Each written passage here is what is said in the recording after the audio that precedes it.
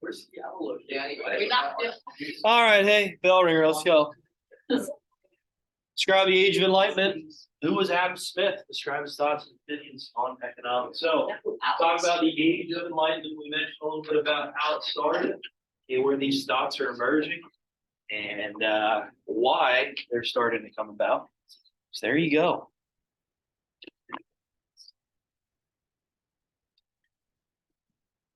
What do you say, you know, Alex? Yeah. You don't know. Oh, matter. I don't know. I don't know. You get hydrated? Yeah. Good.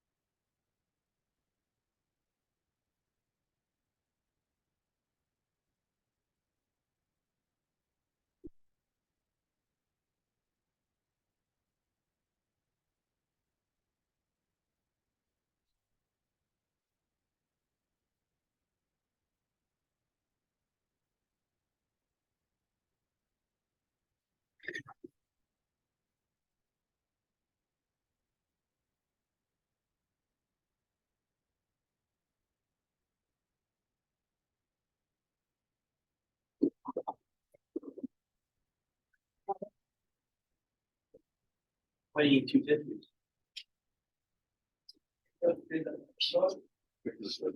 It's just hold it, man. 2 years. If you hold it, then you Well, got like a lot of years. years. So that's why we're going through a box a week. Yeah, okay. Jeez. It's all been, It is. it is. I know. All right, here we go, here we go.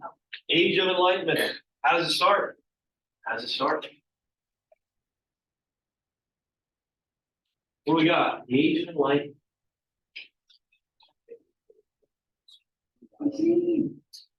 Whatever.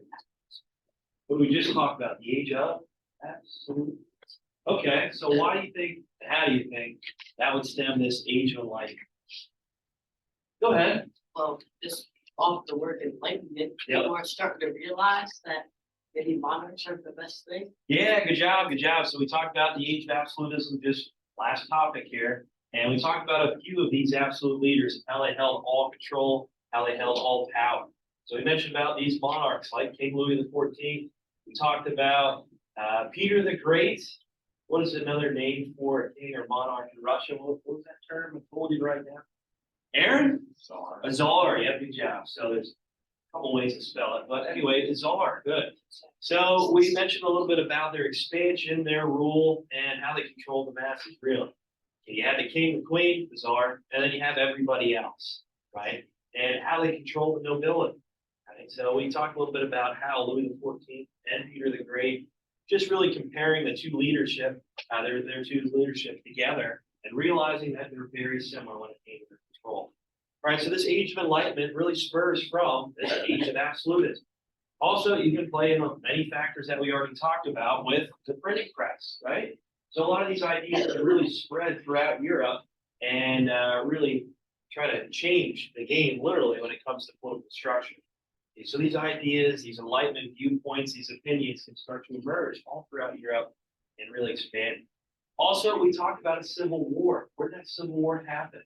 And it brought on a different type of monarch. Chris, did you have your hand up earlier? Yeah. What do you want here before we move on? Go ahead. I'll answer your question. Okay, go ahead. Thank you. It was the English Civil War. Yeah, good job. So we talked quite a bit about how Charles I, Charles II, they said that they're divine right rulers, that they're chosen by God to rule over their country, their kingdom. And we all know when it comes to some of those viewpoints are false, right? They just want to try to show and control more power. And with William and Mary, eventually after this long drawn out civil war, which we talked a little bit about on Thursday, okay, eventually we see the emergence of a constitutional monarchy where people are given rights, given liberties, okay? And the king's power is controlled.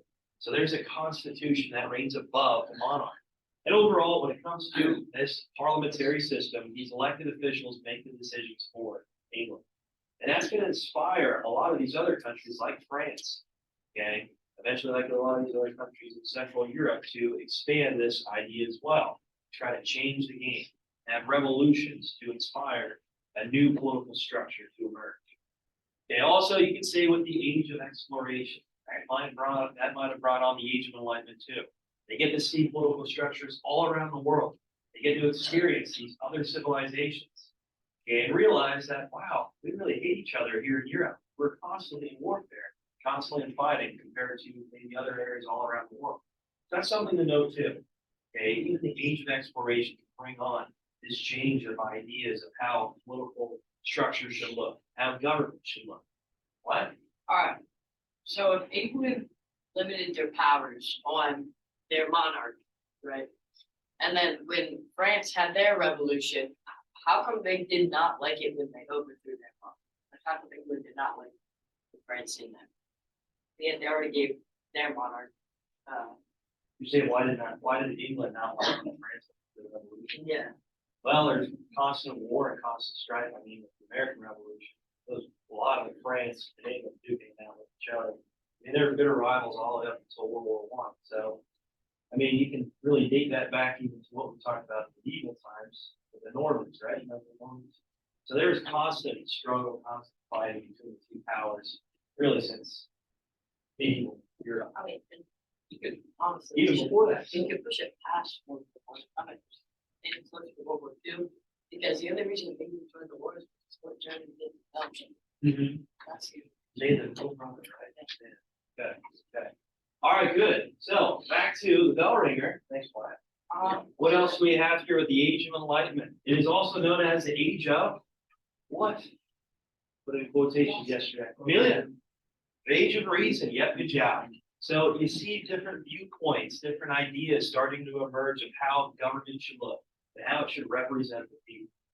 Where did these Enlightenment thinkers, even women, gather to talk about these ideas and challenge the monarch? Parker. Is that like salons? Salons, yeah, good job. He looks like Yeah, he he needs it. Oh, What do you do? Jeez. I have to take this guy outside later. Oh, yeah. Anyway, whoa, calm down. So with these salons, these Enlightenment thinkers would gather and talk about these certain ideas and try to inspire a change in government. And like I mentioned yesterday, with these Enlightenment thinkers who we're going to talk about more today, tomorrow, and even on Thursday, it's important to note that a lot of these Enlightenment thinkers had to change their names or even have them writing a different name, because if these viewpoints got out and they tended back to this person, chances are they'd be killed, they'd be exiled, right? So there's a lot of risk when it came to these views and these opinions, challenge the monarch. So these Enlightenment thinkers really went out of their way, really, to try to challenge the absolute monarchies of the time. And like I said, when we're making connections to these Enlightenment thinkers, make sure you guys make connections to what we have here in the United States, how our government shaped as we go through these Enlightenment thinkers. Chris, go ahead. Were hot air balloons invented during the Age of Enlightenment? Hot air balloons? Oh, no, look that up. Oh, Because it's hotter being later. oh yeah. I don't know, check it out. Yeah, that's fine. Okay. Like candles in a hot air balloon. Huh? That was their bombing power. They put cannons in a hot air balloon. Okay, you're a wild man. Let's get back to the Not topic. like You're bombs. always trying to It had go. Okay, anyway. Adam Smith, we talked about yesterday. We focused quite a bit of time on him. What do we know about Adam Smith, not Alan Smith? Oh, thank you. He was he liked capitalism. Okay, yeah, good job. He thought that the government shouldn't regulate. Yeah, what's that called? The invisible hand. That the government should not intervene. It's like a French word. Go ahead, Parker. Laissez-faire, however everyone pronounce it, really. Yeah, good job. So this is the Lazy invisible. hair. There you go. Yeah, so this is where the government is staying out of the workings of the economy. They're going to allow the private sector to take hold. And with that comes what? If these businesses are, I don't want to give away, competing against one another, what happens? What happens? Go ahead. Innovation, people trying to make better things to stand out. Awesome, good job. Good job. So with these products, with these goods, they're starting to become a little bit more innovative. And they're looking for different measures for these products to stick out, to try to seek a more consumer purchasing power for these types of products. Also, when you have these products emerging in the marketplace, the prices are going to drive lower to try to attract more consumers. Okay, so overall, we can see this economic system emerge from the commercial revolution, from the age of exploration, as these resources and materials are becoming a little bit more prevalent in Europe. Okay, so that's something to know. Something to know. What else about Adam Smith? Anything else we can note about him? So make sure you guys remember capitalism. A competition in the workplace is important. Eventually, we'll mention it here soon enough, is when capitalism really takes hold, we might actually have monopolies starting to buy up their opposition, their rivals, let's say.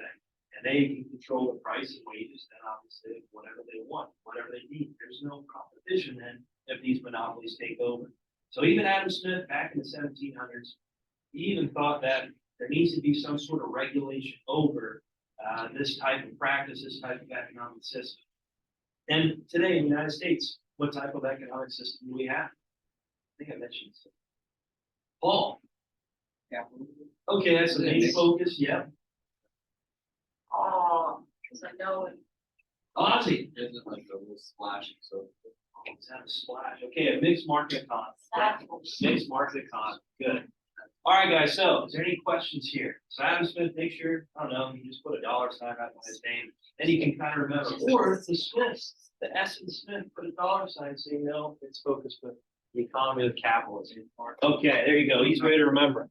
Alex, I remember one of the. All right, about Alex Smith. 2005 NFL draft.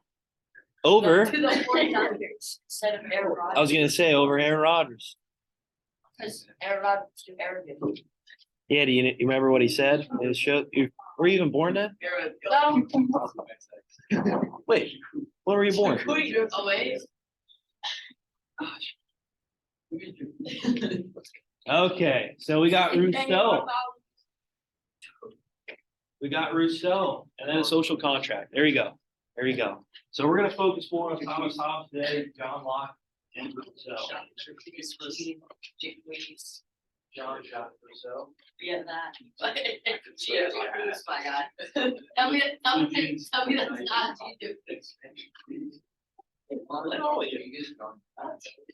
Alex Smith today. People look at that and like, oh, please. Yeah, anyway. What if I did that? And if I did you?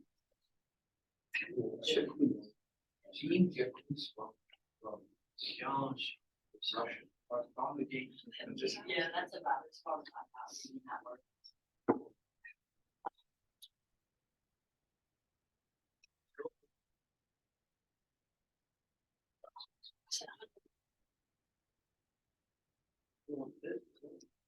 What? I ain't scared of you, Mo, and we can rub it down right now, all right? Why? Parker. Me? Come on. What? I mean, yeah, anyway, I need a tag team partner. Nick. Oh, What do you want, tag team partner? That's a name that should kill him. all right, hey, good work.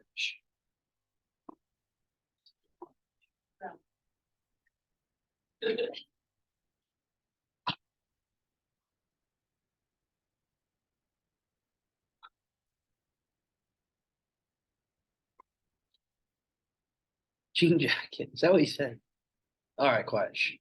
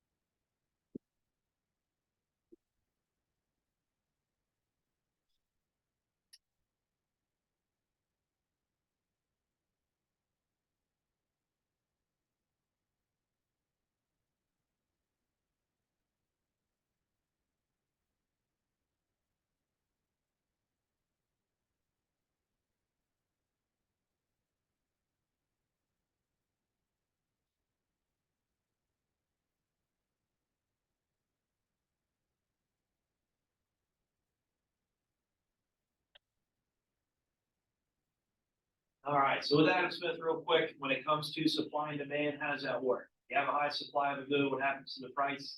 What happens to the demand? Go ahead, Paul. So if you have a lot of goods, prices go down, and then you have less.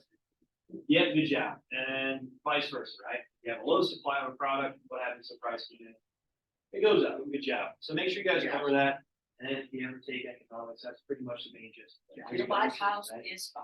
I do want to buy a PS5, yeah. You should buy Kyle's. He No. never touches it. I don't trust that guy. No, that's how I. All right, anyway, Adam Smith, real quick, what was his work where he detailed about capitalism? He talked about, what is that called? What is that called? This article? GJ. No, Adam Smith, what was his work? Connor, go ahead. Oh. The Wealth of Nations. Yes, good job. Good job. All right, guys. So moving on here, we're going to talk about Rousseau today. An easy way to remember it with his Enlightenment thoughts is Rousseau's social contract. There you go. Right? Rousseau, your social contract. Get it? I'm just gonna remember Jean Jacket. Stop it with the jean jacket. All right, there you go. Okay, moving on. It doesn't have to with the type of name that came up. All right, yesterday, talked about Thomas Hobbes. Okay, Thomas Hobbes. So his work, what did we talk about with his work? What was it called? Go ahead, Parker. The Leviathan. Yep, good job. And look at that. Look at the, I guess you can say the picture detailed on the book itself. Okay, you can see the king, you can see the monarch really stretching out over the land, controlling the land. And Thomas Hobbes believed what government was the strongest to keep people in line, to keep people in check? What did he believe was the ideal form of government? Nick? An absolute monarchy. Yep, good job. The reason for it is because he believed that people were just immoral, that man was evil, and that they needed to be directed in the right direction. Okay, so with Thomas Hobbes, he thought the only way to keep these people in line, these immoral, these evil people, is with an absolute monarch. So he trusted, he thought that people needed control and order in their life. The only way that can happen is through an absolute monarch. Controls their everyday, their well-being, their everyday life order. So strong government, people have no rights, no right to rebel. They're controlled, they are limited to what is accessible to them when it comes to their viewpoints. So restricting books, maybe even getting rid of books that people might get their hands onto. Try to limit the ideas, the opinions of these people. Make sure that there's no salons. I don't know how anybody's gonna get their hair cut. But yeah, making sure there's no salons where these ideas get spread. Okay, that is how he can have, well, anybody, any absolute monarch can have full control. And to make sure that these enlightened views don't tear down the system in itself. So eventually, right, we'll talk about this here with absolute monarchies. That's what Thomas Hobbes believed is ideal. And when we get closer to World War II, we'll see somewhat of an emergence of this dictatorship, this control of the masses once again. And we'll mention more about that here in the future. All right, social contract. This is something that obviously comes up quite a bit with these Enlightenment thinkers. So they all have a viewpoint of it. They all have somewhat of a spin with it. But for the most part, it is that you're giving up certain rights for order in society. That the government can protect you, your well-being by maintaining social order. So with a police system, maybe a judicial system. You know, when it comes to national defenses, so protecting yourself from external forces. Making economic systems or decisions for you.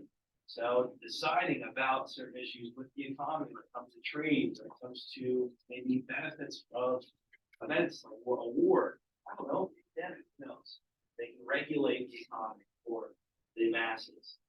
And also when it comes to just providing public services. So let's say education, providing means of transportation, the government can make that decision for you.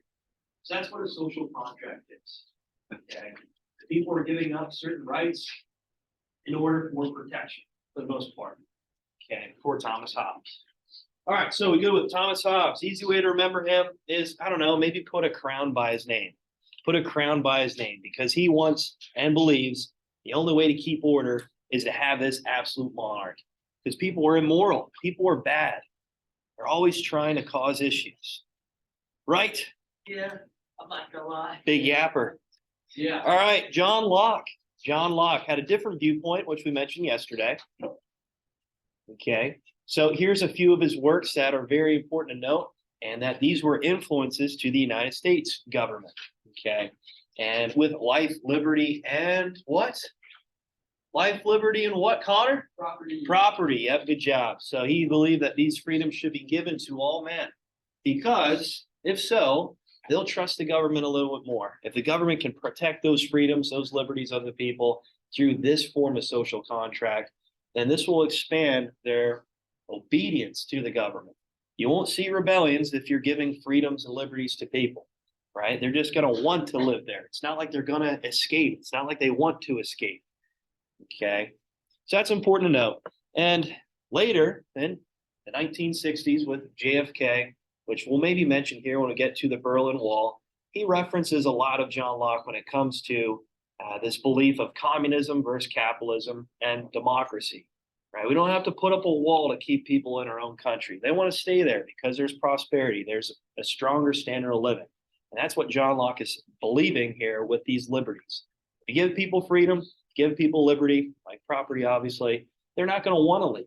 They're not going to want to try to rebel or topple a government. All right, so again, with the blank slate, he believes that all men are waiting for this type of development on their own. It's not like they're born immoral. It's not like they're born evil. Okay, that the mind is a blank slate. People grow and develop over time through their interaction. So this nature versus nurture idea, it takes psychology or sociology. It's more based off the nurture aspect. People learn over time. They develop viewpoints and opinions over time. It's not like you're just born with these ideas from the very beginning. You have to experience life and understand it before you can actually make a rational decision. So that's what John Locke means by this blank slate.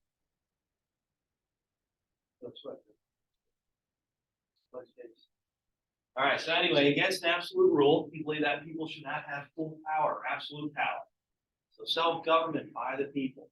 So if you want to put parentheses there, limited government, that'd be good too. So with John Locke, he believed in a limited form of government, a popular sovereignty. These are all principles to the Constitution. So his ideas are really sounded with the Constitution of the United States. That's important to know when you're making connections with his beliefs, his ideas to the United States. Did you write that? Are you kidding me? All right, so men are born equal and free. Oh, again, that sounds something like in the Constitution. That sounds like something that's really sounded by the founding fathers. A natural rights for all men. And government should protect the rights. So again, if they don't, there will be rebellion, there would be revolt. And with the founding fathers like Thomas Jefferson, he believed that rebellion was essential for development, for evolution of these political ideas. Okay, so eventually when you talk about it next year with American History 1, you'll know with Thomas Jefferson that he believed that many laws and policies should have a 19-year limit. Just because maybe after time, these laws and policies might not fit the needs and essentials for the people. So this is constantly evolving, this is constantly changing. And with our own Constitution, this is a working document, it's still amending, it's still changing in ways. Obviously, the 27th Amendment happened a little bit ago, but in any case, it's important to know that it is still a working document. So that's important to note with John Locke. You can make a lot of connections with his ideas, like I just did with the Constitution. So that comes up on the test. Make sure you can make those connections, okay? John Locke. Easy way to remember it. He's locking in. Oh, get it? Oh, locking in your rights, your liberties, like life, liberty, and what, Connor? Property. Yeah, property. Yep, good job. What are you watching? Not up.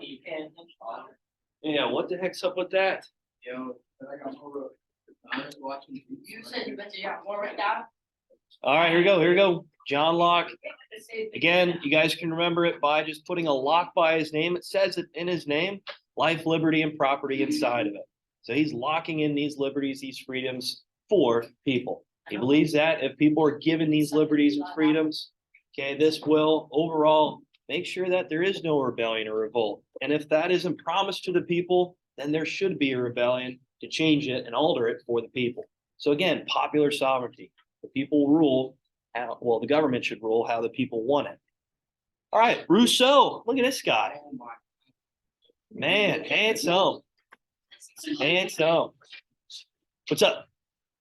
So the Constitution's been working for like over 200 years, and it's soon time for it to retire.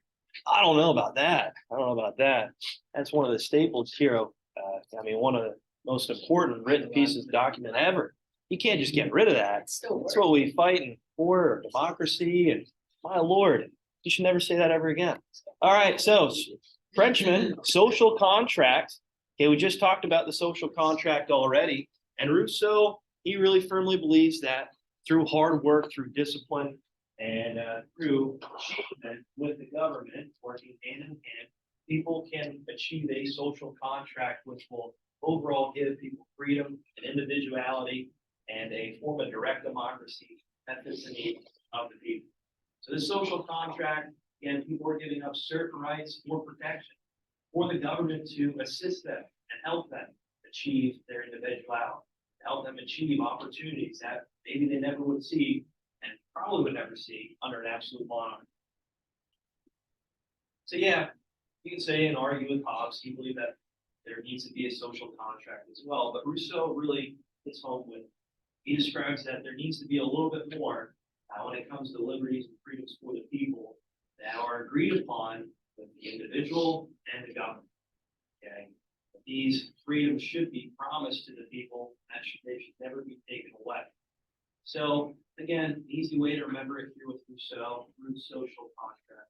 Kind of just go off the contract. Hey, jean jacket, root social contract. that guy. Yeah. So anyway, with Rousseau, he inspires this French Revolution. Okay, we already mentioned about Louis XIV and his absolute rule, his absolute power, and really taking it to the extreme. So when it comes to the well-being of the people, low standard of living, the poverty, especially with that mini ice age that occurred right around this time as Louis XIV is taking power, and he's creating this huge palace. Eventually, you'll see the masses rise up against him. See them trying to maybe take the power from these monarchs, and that will happen with Louis XVI. So we'll talk about that here soon when it comes to the revolution next chapter. But these Enlightenment views are starting to expand now, starting to be present, and really in the face of these absolute rulers. You can see expanding through these salons. Paul, you good? Okay, all right. What about Louis? Oh, okay, all right. So anyway, is there any questions here on Rousseau? Rousseau, again, social contract. Locke is locking in life, liberty, and Paul? What? What's you said? He said Pursue pursue. Property, yeah, good. And then you have Thomas Hobbes. Easy way to remember him, again, we've talked about it already, is with a crown. He believed that absolute monarchy is essential, which a lot of these Enlightenment thinkers contradict that. Right? They counter that and say, no, that can't be right. You need to give people freedoms, you need to give people liberties, and they'll stay connected, a stronger connection with the government, if the government protects those freedoms. Yes. So remember you were talking about John Locke, right, and how he locks down, right? That's some Eli Apple wishes. You're why are you always referencing football here? I like it. There's I a lot like of it. football references. Yeah, I guess so. Eli Apple guys. All right, guys, is there any questions here? Enlightenment thinkers? We're going to move on and talk about a few more tomorrow. Okay, we'll talk about Montesquieu. We'll mention about Wollstonecraft even. Okay, we will talk more about Voltaire as well. So it's just going to keep going on here. And maybe Thursday we'll finish up and I'll have an assignment for you Thursday that moves into Friday, which I think you'll enjoy. All right, any questions? It better be. Better. It better be pretty. It better be. That's fine. If not, you're going to have to go to the salon.